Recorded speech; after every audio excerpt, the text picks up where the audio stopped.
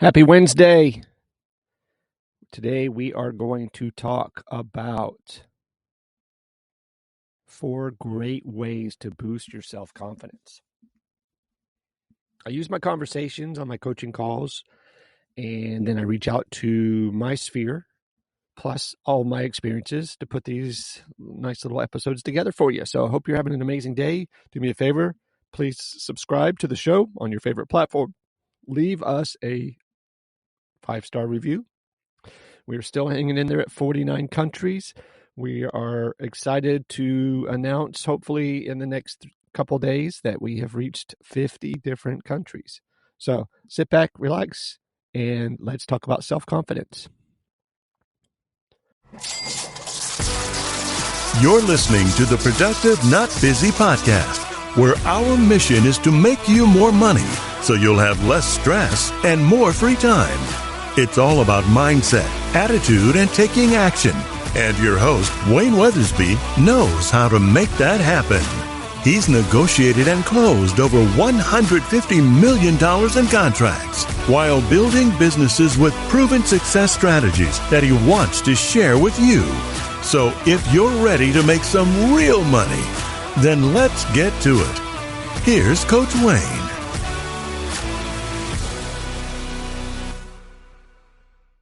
This is always a popular subject, self-confidence.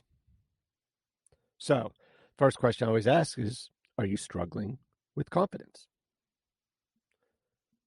Well, you're not alone, right? We all strive to have more self-confidence. However, it can be difficult to come by at times,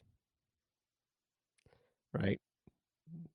Paint the scenario. We often hold ourselves to unreasonably high standards. And this can be freaking a negative impact on our self-esteem for sure. However, if you can learn how to leverage and strengthen your self-confidence, you can generate some freaking excellent outcomes. Okay?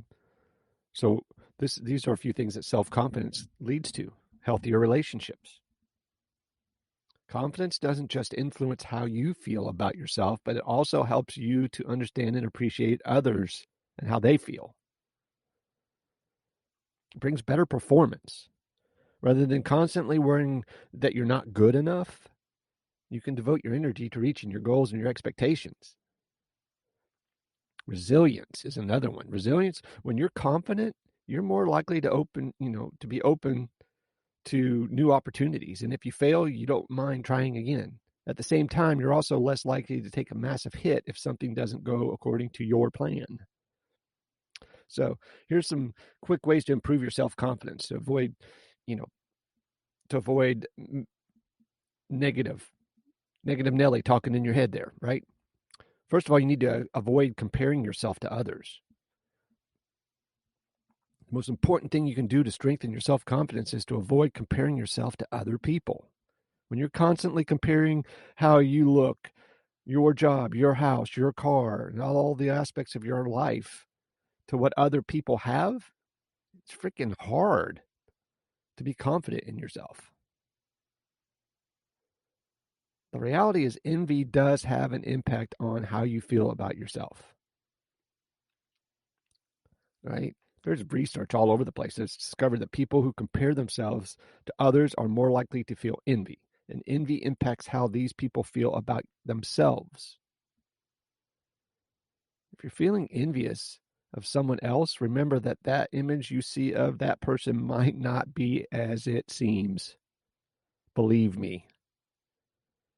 What you see online is not what you get in real person a lot. Look after your physical health. It's difficult to feel good about yourself when you don't feel good at all. Practice good self-care and looking after your body, and go to the gym and take care of yourself. Go for a walk. That'll be in a healthier position to look after yourself, your mind, your body, your spirit, your soul, all of that. Start looking at your current self-care routine. Where does it need the most improvement, right? If you're currently eating a lot of fast food to deal with long hours at work, you might be the time to start thinking about how you can add more fruits, vegetables, right? Meal prep. Pull that into your routine. If you spend a lot of time sitting in front of a computer at work, you're going to need to start getting some exercise at some point. So you might as well start walking the stairs instead of taking the elevator. Park at the far end of the parking lot. And don't forget to bring an umbrella, because people always tell me that. Well, I can't park at the far end because what if it's raining when I come out? Well, bring an umbrella with you just in case. It's not just diet and exercise that makes a difference either. Think about how well you sleep. If you're not getting the right amount of sleep, you're going to freaking struggle to feel strong enough to handle the everyday challenges that you come upon when you go to work or in life in general. So be kinder to yourself. We could all do with a little more self-compassion these days. It's easy to be kind to others when you see someone struggling. But if you're not kind to yourself, your confidence is going to suffer. No matter how much of a perfectionist you are, it's never a good idea to beat yourself up when you don't achieve the goals or expectations that you aimed for, or that you feel that you failed at something. The reality is that we all make mistakes, and being kinder to ourselves, when you do this, you will feel a lot better than if you're wallowing in the issues.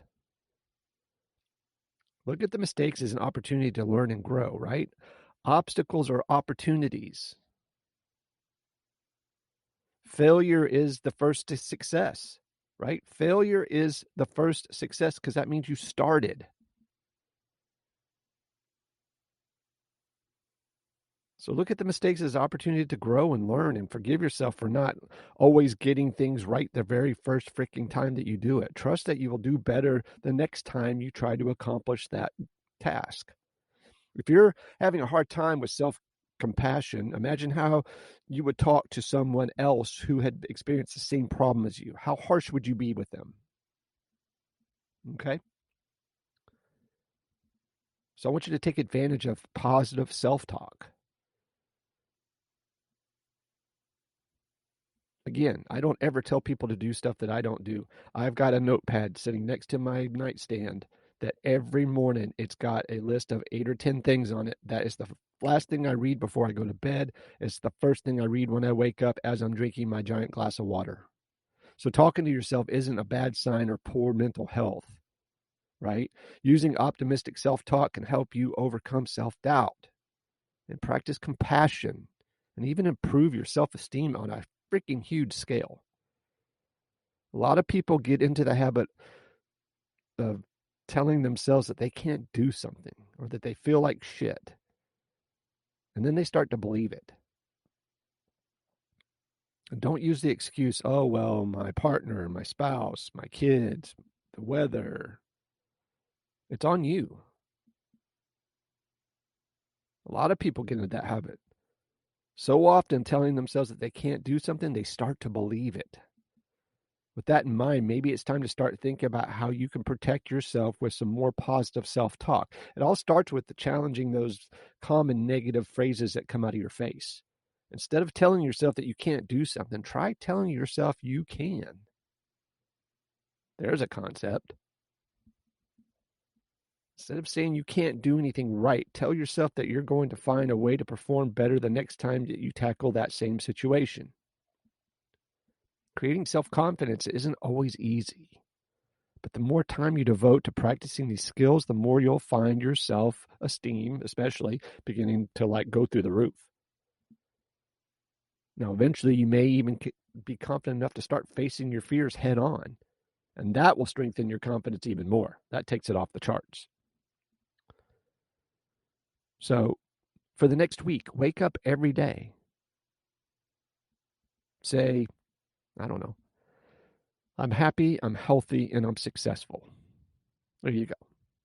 I'm happy, I'm healthy, and I'm successful. Wake up every day, and that be the very first thing that you say. Sit up on the side of the bed, drink a glass of water, and say, I'm happy, I'm healthy, and I'm successful.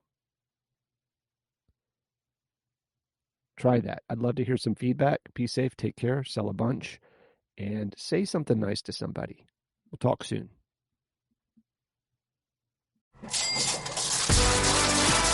You've been listening to the Productive Not Busy podcast with Coach Wayne. Join us next time for more money-making strategies to help you have less stress and more free time. Follow us on Facebook at Productive Not Busy, on Instagram at frontline.coach.wayne, and on Twitter at Wayne New Jr. And remember, be productive, not busy.